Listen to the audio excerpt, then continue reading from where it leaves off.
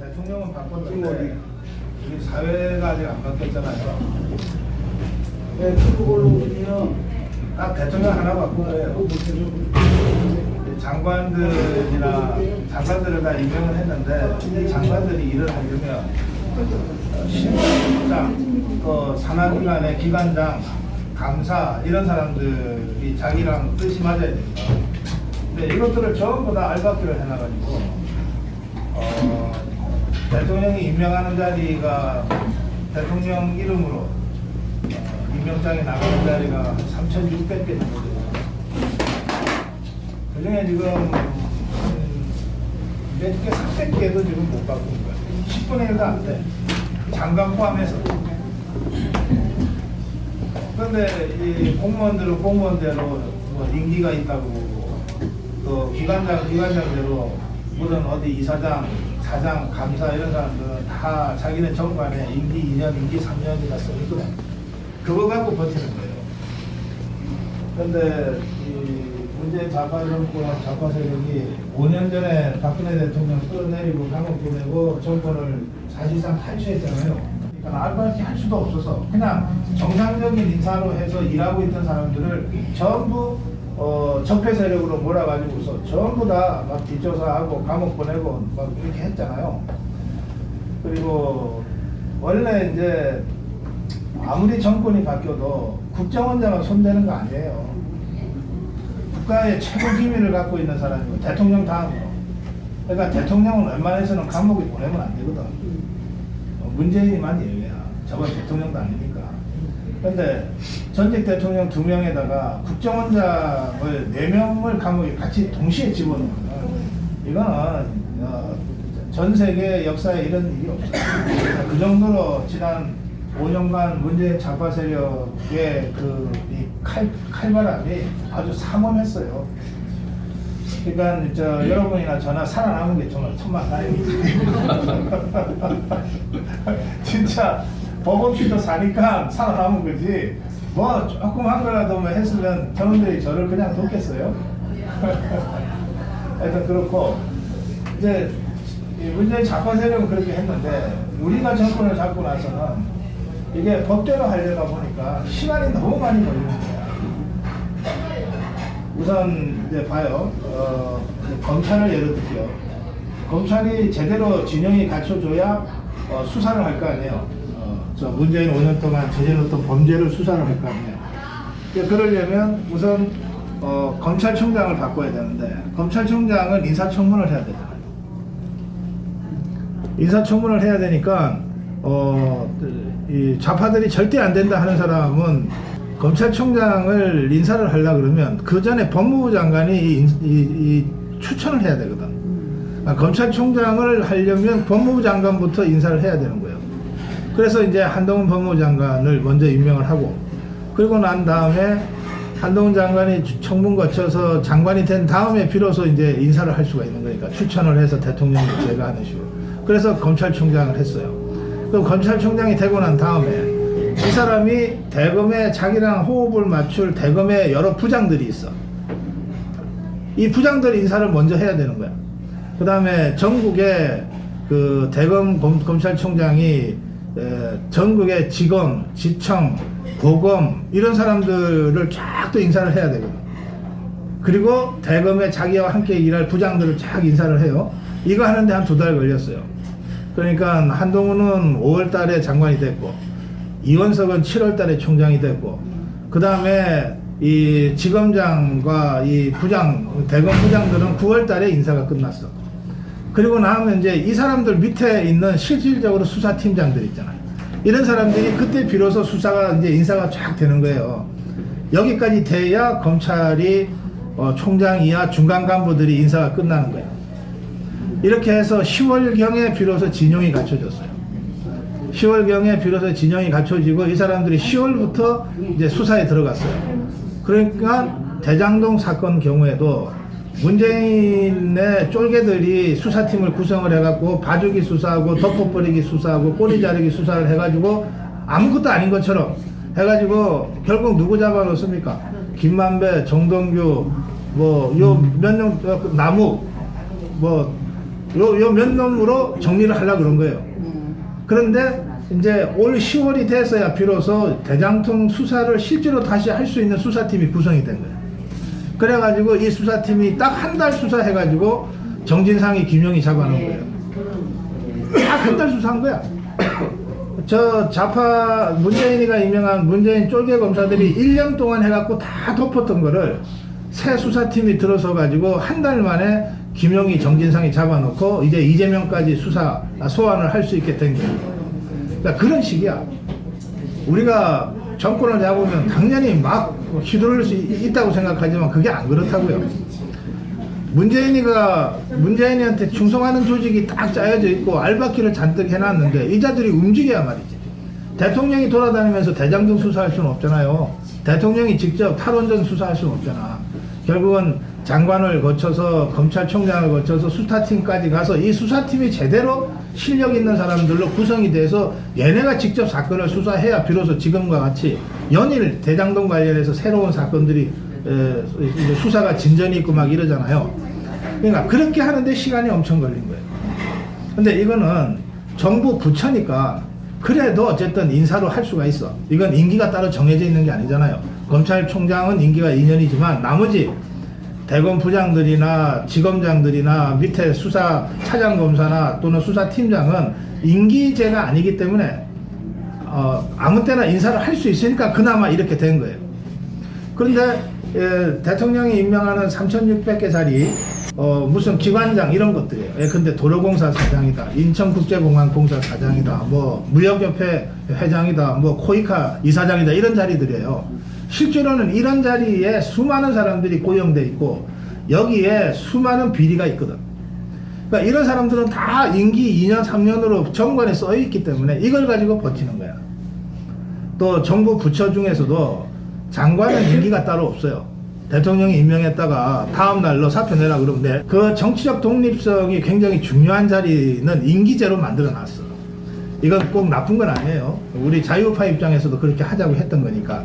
그 임기제로 만들어 놓은 게 어떤 자리냐면 방송통신위원회 위원장, 그 다음에 그 국가권익위원회 위원장, 뭐 국가인권위원회 위원장, 주로 위원장 들어가 있는 자리가 임기제예요. 그거 왜 그러냐면 이게 같은 장관인데 왜 장관이라고 안 부르고 위원장이라고 부르냐면 이게 위원회 구성으로 돼 있어서 위원장이야. 그 위원회를 하면 여러 사람들의 위원들이 있잖아요. 이 여러 사람들의 위원 중에는 자유파 쪽이, 우리가 자유파 정권이니까 자유파가 많지만 또 중도적인 사람도 한두 명은 끼워줘서 균형을 잡으려고 하는 거거든. 그래서 여기가 협의를 하거나 합의를 하게 돼 있어. 그 위원회 위원장인 거예요. 그러니까 이 사람은 임기를 보장받는 거가 일반적이에요.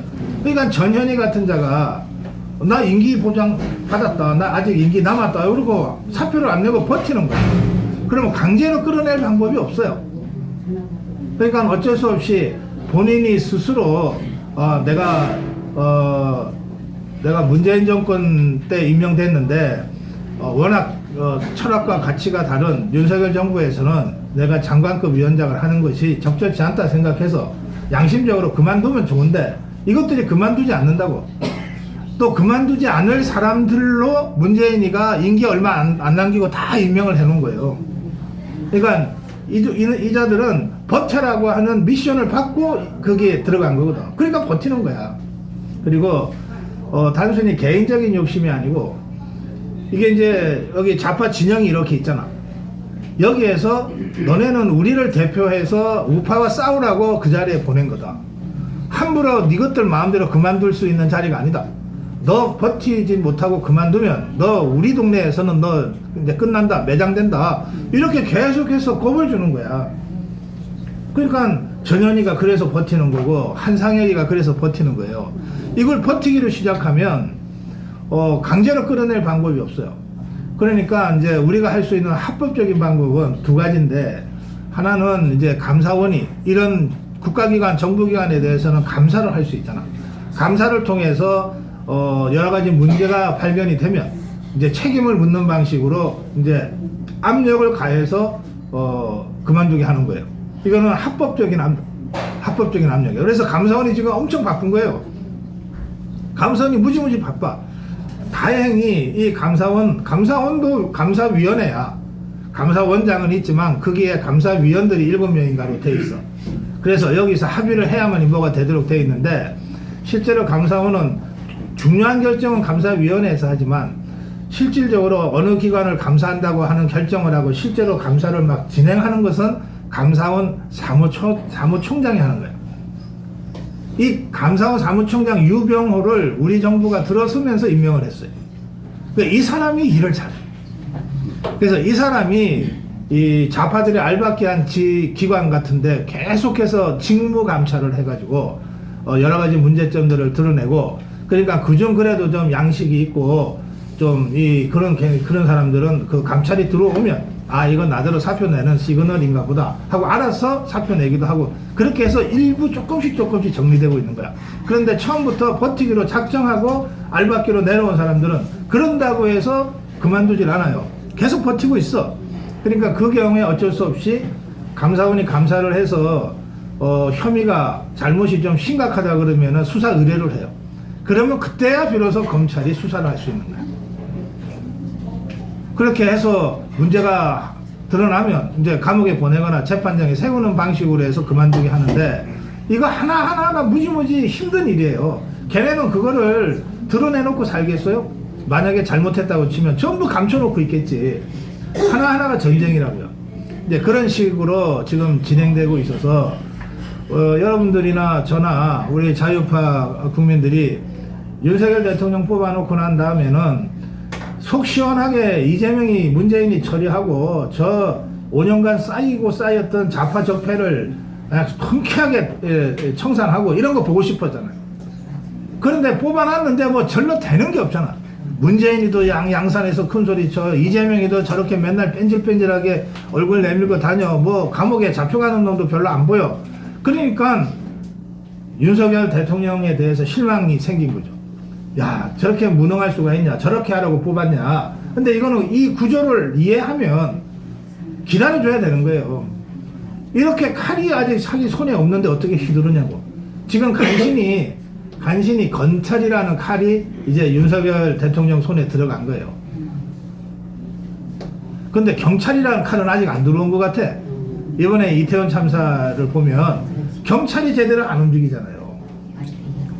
그 용산서장이라는 자 부대경찰서장 하다가 기동대 대장 잠깐 거쳐서 용산경찰서장으로 알박기해서 뭐 이 사람이 윤석열 대통령 정부 하에서 무슨 신이 나서 일을 열심히 했겠냐고. 그냥 사고 났다 그래도 느릿느릿 뒷짐지고 다닌 거지. 그거 뭐 내일 아닌데 뭐 이러고 다닌 거 아니에요. 그 경찰은 아직 이 윤석열 대통령 손 안에 딱 들어온 칼이 아닌 것 같아요. 이게 경찰은 말이에요, 수십 년 동안 검경 수사권 조정이라는 난제를 갖고 있었고, 전부 검찰이 지시하는 대로 수사를 할 수밖에 없는 구조였는데, 자기들로서는 이게 창피하고 쪽팔리고 우리도 할 수 있는데 하면서 수사권을 조정하자고 그동안 수십 년간 주장을 하고 외쳐왔어요. 그런데 이건 법을 만들어줘야 되는데, 법을 만드는 이 국회의원들은, 검사는 말이에요, 검사는 2,150명이야 검사. 경찰은 15만 명이야. 그런데 국회의원으로 가면 검사 출신이 한 30-40명 돼. 경찰 출신은 많아야 10명도 안 돼. 그럼 결국은 입법권은 국회의원이 갖고 있으니까 검사 출신들이 압도적으로 많으니까 검사한테 유리한 방식으로 이 문제를 계속 풀어온 거예요. 그래서 검경 수사권 조정, 경찰의 수권을 수십 년간 아무도 풀어주질 않았어. 이걸 문재인이가 풀어준 거예요. 문재인이가 검경 수사권 조정을 밀어붙인 거야. 2020년에 우리가 선거에 지는 바람에 저쪽이 압도적 다수가 됐잖아요. 그러니까 그 가지고서 강행을 해버린 거예요. 검수완박도 그 힘을 갖고 치운 거야. 그러니까 경찰 입장에서는 누가 더 예쁘겠어요? 당연히 문재인이가 더 예쁜 거야. 문재인 좌파 세력이 자기네 편이라고 생각하는 거예요. 자기들한테 수사권을 돌려줬으니까, 자기들한테 검찰보다도 더 센 권한을 경찰한테 줬으니까. 그러니까 이 경찰이 정부가 바뀌어서 윤석열 대통령 정부가 시작이 됐는데도 그래서 윤석열 정부 입장에서 문재인 정부가 저질렀던 여러 가지 잘못이나 악행을 드러내고 수사를 해야 되는데 경찰이 제대로 안 움직이는 거예요. 경찰이. 그래서 검찰이라는 칼은 지금 이제 윤석열 대통령이 쓸만하게 다듬어졌는데 아직 경찰이라는 칼은 손에 안 잡혀요. 이거를 하라고 내려보낸 사람이 이상민 장관이에요. 그러니까 이상민 장관이 이 경찰을 우리 칼로 만들기 위해서 경찰을 통제해야 되니까 경찰 통제를 하기 위해서 경찰국이라고 하는 조직을 행안부 안에 설치하려고 하다가 얘네가 쿠데타를 일으켜버린 거예요. 경찰서장들이 일제히 집단 행동을 해서 사실상 쿠데타를 일으킨 거예요. 이 쿠데타는 어쨌든 진압은 됐는데 그런데 쿠데타 일으킨 자들은 다 옷 뺏기고 감옥 보내야 되잖아. 그런데 딱 한 명, 요 쿠데타를 주도한 유삼영이라는 자만 대기 발령 시켜놓고 나머지는 다 원대복귀 시켜줬어. 그렇게 칠 만한 힘이 아직 없는 거야. 윤석열 정부한테는. 그러니까 대통령이 참 불쌍한 거지, 지금. 대통령은 됐지만 자기가 대통령의 권한을 제대로 행사할 수 있는 수단이 별로 없는 거예요, 지금. 이런 상태예요. 거기에다가, 이 모든 것들이 가능하게 해주기 위해서는 국회가 뒷받침을 해줘야 되는데 국회가 지금 보세요. 윤석열 정부 출범해서 정부가 정말 국가경영을 윤석열 대통령의 국정 운영 방침에 따라서 해야 될 거 아니에요. 문재인식으로가 아니라 윤석열식으로 국가경영을 하려고 정권 잡은 거잖아. 그러니까 윤석열식으로 정권 국가경영을 하기 위해서 꼭 필요한 법을 77개를 국회에 제출을 했어. 정부 입법으로. 이거를 단 하나도 얘네가 해결을 안 해줬어. 영권이야, 영권. 그러면 정부라고 하는 것은 100만의 공무원이 움직이지만 이 공무원은 법과 제도가 마련되지 않으면 절대 안 움직인다고요. 움직이면 안 돼. 법에 따라서 움직이거나 제도에 따라 움직이지 않고 자의적으로 움직이면 직권남용이에요. 그러니까 국무원 100만 공무원이 제대로 움직일 수가 없는 거지. 그러니까 이런 상태에 지금 윤석열 정부가 처해 있어요. 그러니까 윤석열 대통령을 반대하고 이재명을 찍은 사람들은 지금도 똘똘 뭉쳐 있잖아요. 개딸 양아니 해가지고 똘똘 뭉쳐 있잖아. 반면에 윤석열 대통령을 지지해서 정권을 되찾아온 우리 자유파 중에는 윤석열 대통령의 실망에서 등을 돌린 사람들이 많아요. 야, 뭐 뽑아놨는데 뭐 제대로 하는 것도 하나도 없네. 사정도 잘 모르고 그런 거예요. 그래서 지금 이제 그런 사정들을 시간이 가면서 조금씩 이제 알게 된 거죠. 대통령이 안 하는 게 아니라 하고 싶어도 못 한다. 수단이 없으니까 못 한다. 거기에다가 이 입법부를 좌파들이 장악하고 있는 바람에 더욱이나 힘들다. 이런 상태에서는 대통령은 우리가 뽑았지만 이게 절반의 정권 교체에 불과하다. 정권 교체는 됐는데 절반에 불과하다. 그러면 완전한 정권 교체는 언제 되냐? 내후년 총선에서 이겨야만 완전한 정권 교체가 된다. 내후년 총선에서 이겨서 국민의힘이 과반수 집권당이 돼야 좌파들이 만들어 놓은 수많은 악법도 이제 하나하나 폐지해 갈 거고 꼭 필요한 법도 만들어 갈 거다. 그러니까 총선에서 이겨야 비로소 완전한 정권 교체가 되는 거다. 이제 이렇게 우리가 입장 정리를 할 수 있죠. 지금 좌파들이 만들어 놓은 법도 마찬가지고 이거는 만들어 놓은 법은 고치려면 또 법을 고쳐야 되기 때문에 우리가 과반수가 되기 전까지는 불가능해요. 그런데 만들려고 하다가 이러저런 이유로 좌파들이 놓친 법들이 있어. 이 법들을 뒤늦게 이것들이 선거 때 자기들이 지면 그것도 못하니까 내후년 총선 전까지 뭘 열심히 법을 만들어 가려고 하고 있어요. 그 대표적인 거가 두 개가 있어요. 하나가 이번에 화물연대 관련해서 안전운임제를 계속하는 것. 그 다음에 또 하나가 노란봉투법이라는 거예요.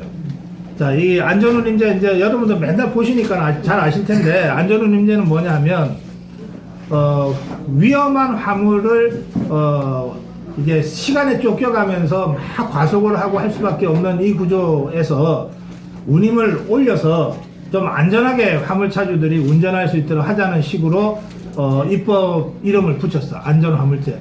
이게 3년 전에 시작이 됐어요. 문재인이가 만들어갖고 시작을 했어.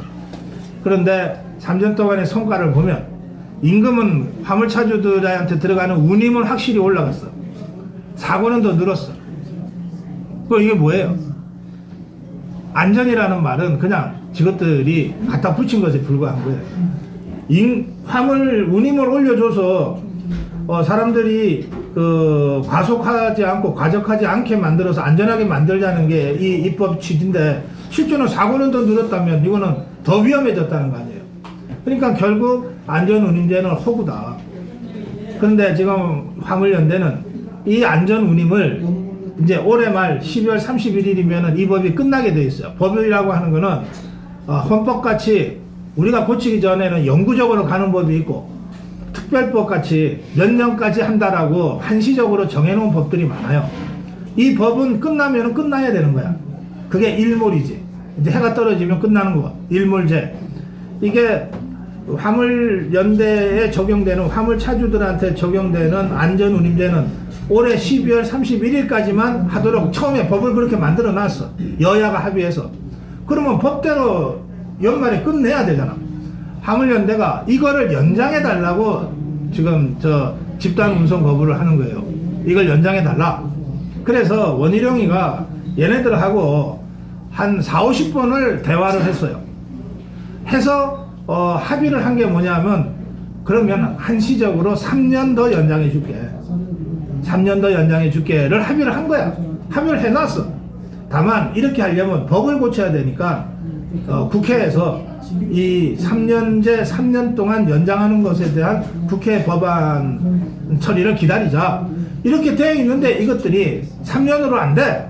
아예 일몰제를 없애고 영구적으로 하게 만들어줘 라고 주장하고 나선 거예요. 그러니까 하나를 양보하니까 두 개 달라고 달려드는 거지. 더해서 하나를 더 이 사람들이 추가로 주장을 했는데 그게 뭐냐면 안전운임제에 적용되는 품목을 넓혀줘.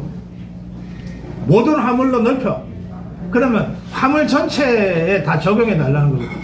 원래 안전운임제는 위험한 화물들 또는 특히 사고가 많은 화물에 한해서 이걸 하기로 했던 건데 이걸 모든 화물에 다 넓히라고 하니까 택배까지 다 화물이잖아. 그럼 전체적으로 물류비 상승을 우리 소비자들이 다 부담하게 돼 있단 말이에요. 그래 그건 안 돼. 이렇게 된 거예요.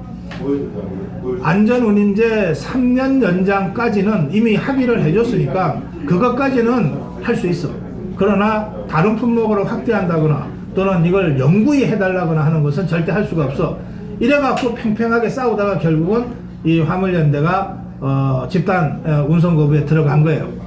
네, 자, 그런 상태고 지금은 이제 당신들이 그렇다면 그럼 우리도 3년 운임제 3년 연장하는 거, 안전운임제 3년 연장하는 것도 그런 원점에서 다시 하겠다. 올해 말로 종료시키겠다. 우리는 이렇게 또 나가고 있는 거예요. 그 논쟁이 있어요.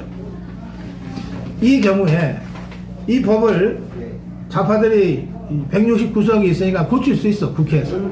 그러면 예전에는 우리가 이걸 저지할 방법이 없었는데 지금은 어떠냐? 지금은 대통령 거부권이라고 하는 마지막 수단이 있어. 대통령 거부권. 법이 다 통과돼도 대통령이 이 법은 이러이러한 이유로 적절치 않으므로 거부하겠다 하면은 거부권이 행사가 돼. 그러면 이 거부권을 국회에다가 다시 보내면 국회가 어떻게 해야 되냐면 이걸 다시 통과시키려면 그때는 진짜 3분의 2가 필요해. 200석이 필요해. 국회가 300명이니까 200석이 필요해. 200석은 쟤네가 죽었다 깨어나도 못해요. 왜냐하면 국민의힘이 115석이니까. 물론 예전에 박근혜 대통령 탄핵당할 때도 그거 믿고 있다가 탄핵당했어.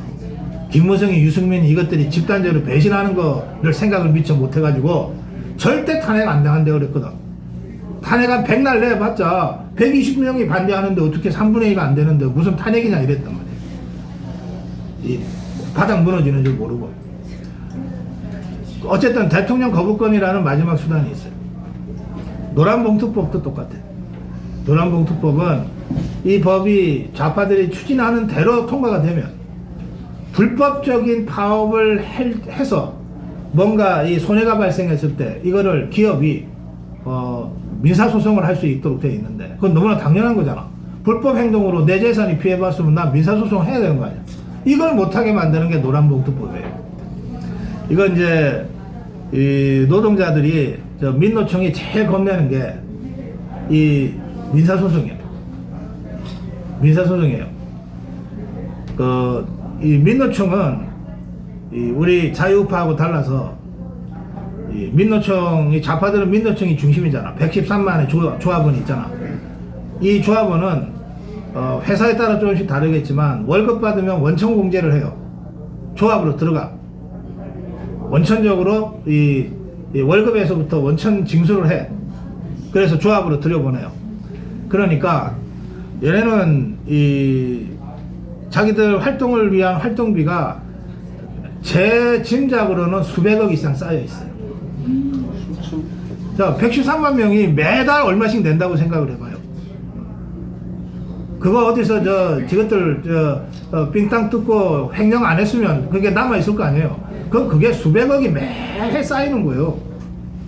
이 돈을 갖고 있다가 어디다 쓰냐 하면 조국 수호 집회 한다 그러면 민노총이 전국에 이 버스 대절하고 막 화물차 갖고 와서 하잖아. 그거 다 비용 주는 거야.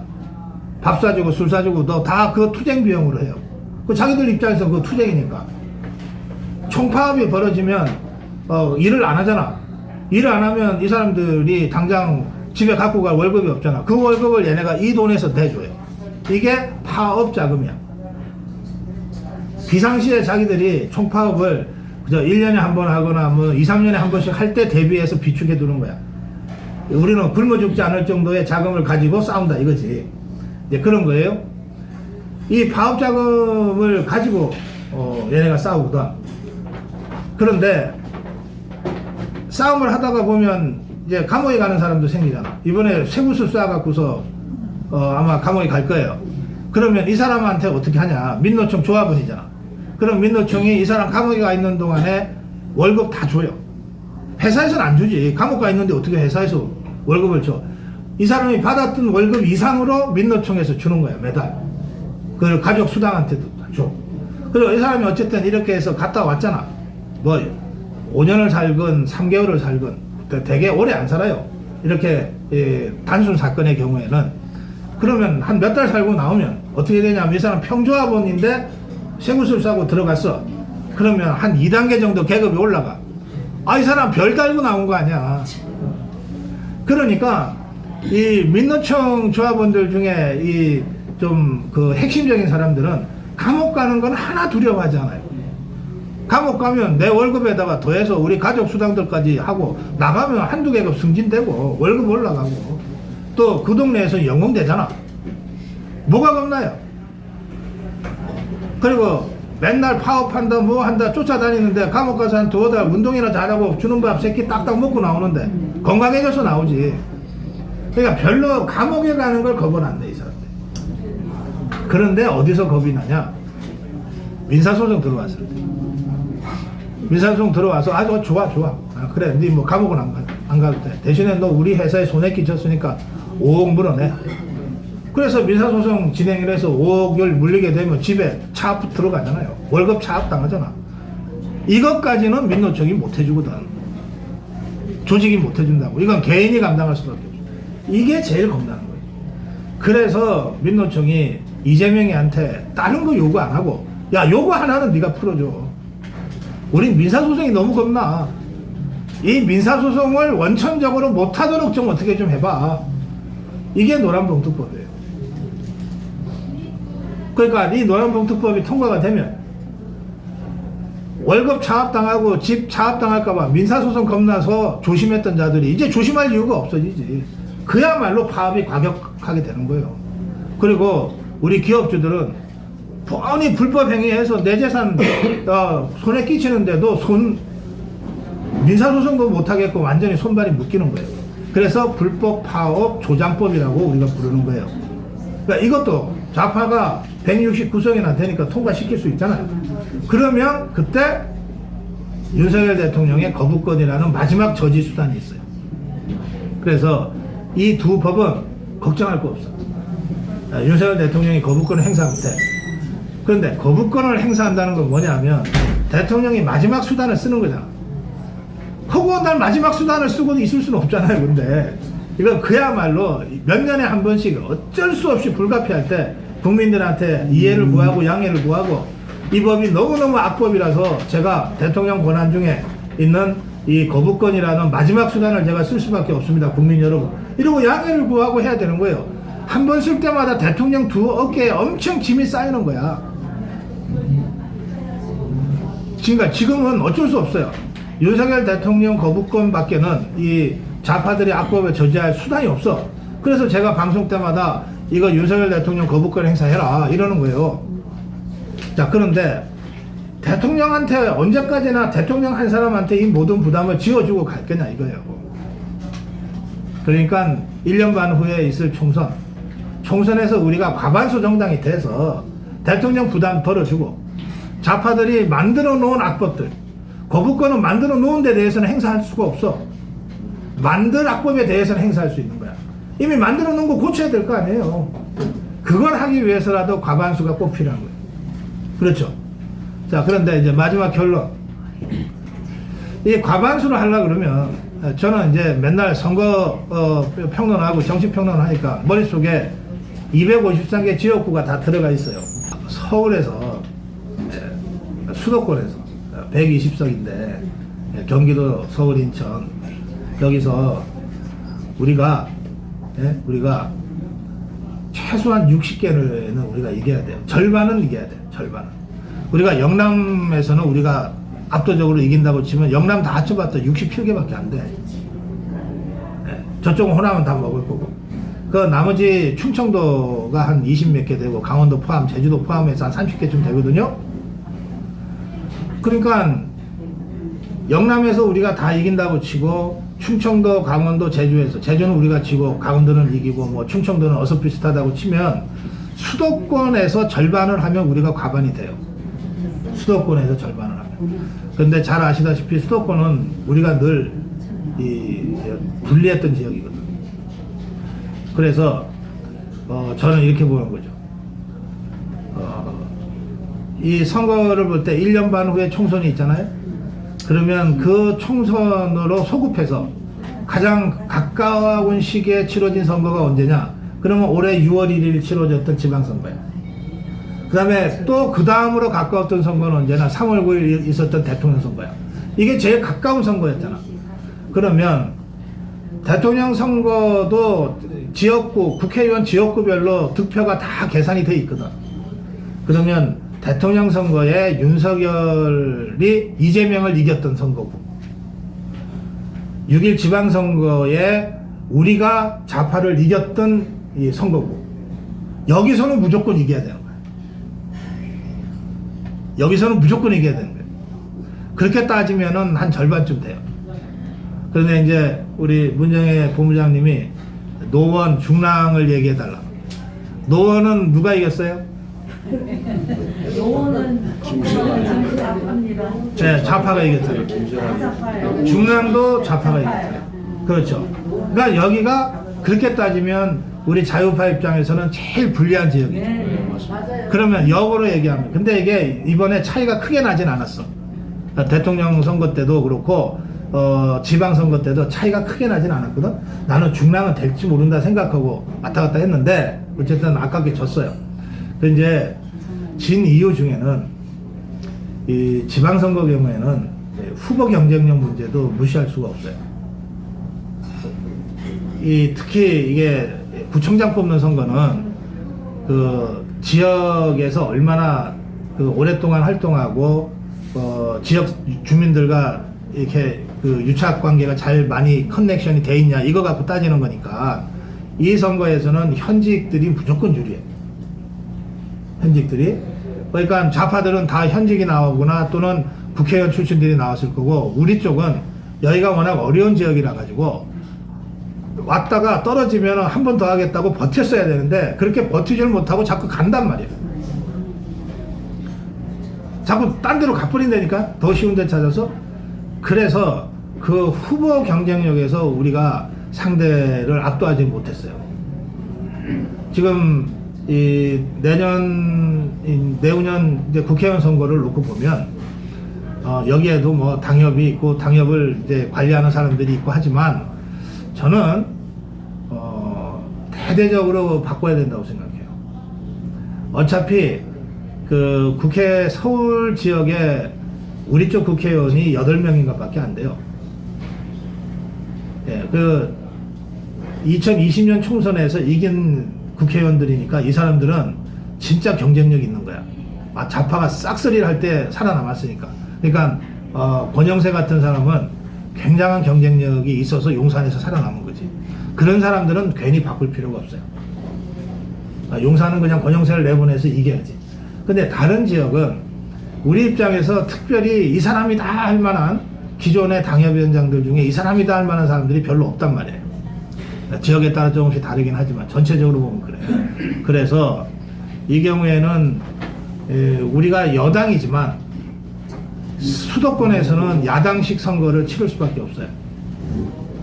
수도권의 국회의원 분포를 놓고 보면 다 더불어민주당이 다 현역 국회의원들이기 때문에 얘네는 여당식으로 지역에 있는 조직들도 자기들이 야당이지만 여전히 여당처럼 관리를 하고 있어. 지역의 현역 국회의원이라고 하는 게 굉장한 힘이 있거든요. 예산도 따올 수 있고 뭐도 할 수 있고 모든 행사에 제일 마이크를 먼저 잡잖아. 더구나 좌파 국회의원과 좌파 구청장이 있는 곳은 거의 구청장이 좌파 국회의원의 손발처럼 움직이기 때문에 예? 굉장히 이 단단한 그 콘크리트 이 층을 갖고 있단 말이에요. 그걸 돌파를 해내야 되거든. 그래서 통상적으로는 야당은 바람, 여당은 조직 이랬는데 이게 서울에서는 거꾸로 할 수밖에 없어. 내후년 총선에서 수도권은 우리는 바람, 저쪽은 조직. 그렇게 싸움을 할 수밖에 없어요. 그래서 바람을 일으키려면 맨날 보던 사람 갖고 공천해서는 안 돼. 4년 전에도 보고 8년 전에도 봤는데 아무리 찍어도 안 되는 사람을 다시 세워놓고서 바람을 어떻게 일으키냐. 누군지 잘 모르지만 어쨌든 새 사람이 왔다. 제대로 한번 이번에 해보자. 이렇게 수도권이 전체적으로 이 공천혁명 바람을 불러일으켜야 되는 거예요. 그렇게 해서 여당이지만 야당식 바람 선거를 하고 여기에 어쨌든 여당의 조직이 있어. 여당은 여당이기 때문에 갖는 조직이 있어요. 예를 들어서 평통도 이제 다 재편되잖아요. 평통 위원들. 자유총연맹도 이제 재편될 거 아니에요. 또 바르게 살기 협의회가 동마다 있잖아. 그거 다 재편되거든요, 이제. 예. 그러니까 그런 식으로 해서 저쪽이 주민위원회 장악하고 있다면 좌파들이 우리는 이런 그 외곽 조직들이 결국은 우리 쪽 조직이니까 이렇게 해서 조직을 저쪽의 주민위원회에 대응하는 우리 쪽 조직으로 싸움을 하면서 동시에 후보는 대대적인 공천혁명을 통해서 바람을 불러일으킨 식으로 가야 수도권의 절반의 승리, 그래서 전체적으로는 과반 승리를 가져올 수 있어요. 그런데 그렇게 하기 위한 출발은 어디서부터냐? 그렇게 하기 위한 출발은 영남권의 세대교체부터 나올 수밖에 없어요. 저기는 공천 나오면 되는 데잖아. 그러니까 정치판에서는 영남 지역 국회의원을 비례대표라고 그냥 불러. 임명제 국회의원이라고 그래. 공천 받으면 되는 건데. 그러니까 저 사람들한테 2번, 3번 공천 주는 것도 이미 특혜잖아. 그 특혜를 한 사람한테 3번씩, 4번씩 줘야 될 이유가 없는 거지. 그래서 영남권은 중진 의원들부터 거의 대부분 다 교체가 될 거예요. 그러면서 집권당 국민의힘이 대대적인 공천혁명을 시작했다. 이렇게 그 바람을 불고 수도권으로 올라와서 그 공천혁명 바람을 받아서 새로운 인물들, 경쟁력 있는 인물들, 또는 비록 1년, 한 2년밖에 안 되지만 윤석열 정부 출범으로부터 따지면 내후년 4월이면 2년째잖아. 그렇지만 거기에 장관이나 뭐나 윤석열 정부에서 그런 캐리어를 쌓은 사람들이 적어도 수십 명은 출마할 수 있거든. 그런 방식으로 수도권의 전략 지역들을 공천을 해서 바람을 불러일으켜서 가야 과반을 목표로 우리가 총선을 할 수 있다. 그렇게 생각합니다. 그걸 하기 위한 당 지도부를 구성해야 돼요. 그걸 하기 위한. 그걸 하지 못하는 당대표 뽑아놓으면 또 2020년처럼 또 망합니다. 우리는 2020년에 황교안 대표가 그걸 할 거라고 믿고 또 그걸 해달라는 기대를 갖고 뽑아줬어요. 그런데 막상 2020년 총선은 공천 실패 때문에 이길 수 있는 선거를 놓치고 완전히 대역전패 당했거든요. 그러니까 그런 잘못을 다시 되풀이하면 안 돼요. 지금 황교안 대표도 이번 전대 출마를 선언하고 뛰고 있는데 2년 전, 3년 전과는 많이 달라졌겠지만 그러나 그 트라우마를 아직 극복하기에는 역부족인 측면이 있어요. 지금 자천타천으로 한 10여 명 되는 사람들이 당대표 후보 물망에 오르고 있고 언론에 보도되고 있는데 그 사람들을 보는 기본 관점도 두 가지예요. 두 가지. 제가 조금 전에 말씀드린 그런 이 공천혁명을 통해서 선거 승리를 가져올 수 있는 사람이냐. 이게 제일 중요해요. 선거 이기지 못하는 당대표 백날 뽑아봤자 무슨 소용이 있어요. 총선에 이길 수 있는 후보 당대표 뽑아야 돼요. 두 번째 당대표의 조건은 뭐냐? 윤석열 대통령하고 케미가 맞아요. 이게 집권당은 대통령이 해고 나머지는 다 해 중심으로 도는 이 위성들이에요. 대통령만이 유일하게 스스로 빛을 낼 수 있는 발광체야. 이제 4년 후 대선 국면이 되면 그때는 대선 후보들이 스스로 빛을 내는 발광체가 되는 거예요. 지금은 이자들이 스스로 빛을 낸다는 게 있을 수 없는 일이야. 여권에 있는 잠재적인 대권 주자들이건 장관이건 뭐 당대표건 다 이 여권의 중심인 대통령으로부터 빛을 받아서 반사해 주는 거야. 그러니까 당대표는 대통령한테 철저하게 케미를 맞출 수 있는 사람이에요. 안 그러면 야당이 해야지 왜 여당 대표를 하냐고. 근데 이게 생각보다 쉽지가 않아요. 5년 전에 박근혜 대통령 탄핵당한 건 이 대목에서 잘못했기 때문에. 대통령은 서청원을 당대표로 만들려고 했어요. 결심을 했으면 만들어내야지. 생각은 서청원한테 가 있는데 실제로 액션을 제대로 하지 않는 바람에 김무성이가 됐어. 그 김무성이가 그거 몰라요? 박근혜 대통령이 자기를 싫어하고 서청원을 대표로 만들려고 했던 걸 모르냐고. 그러니까 김무성이는 당대표 되자마자 박근혜한테는 기대할 거 없어. 나는 내 힘으로 대통령 후보가 되고 대통령이 될 거야. 그래서 그때부터 박근혜 대통령과 거리를 두기 시작했어. 처음에는 비박근혜였어. 나중에는 반박근혜로 갔네. 그러니까 대통령도 사람인데 김무성이가 그 곱게 보였겠어요? 그러니까 대통령도 자꾸 김무성이를 거리를 두게 된 거예요. 그래서 대통령과 집권당 대표가 전혀 만나지 않고 소통이 안 되는 상황까지 가버렸어요. 유승민이도 똑같아요. 그렇게 당의 투톱, 당대표와 원내대표라고 하는 핵심적인 두 자리가 박근혜 대통령이 관리를 잘못해서 또 주변 측근들이 제대로 관리를 잘못해서 또 이자들이 워낙 이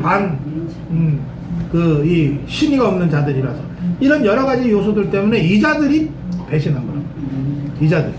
당대표였던 자, 원내대표였던 자가 배신한 거란 말이에요. 그리고 이자들이 하나는 대통령 비서실장이었고 박근혜 대통령 당대표 때 비서실장이었고 또 하나는 박근혜 대통령 후보 시절에 선대본 총괄본부장이었잖아요.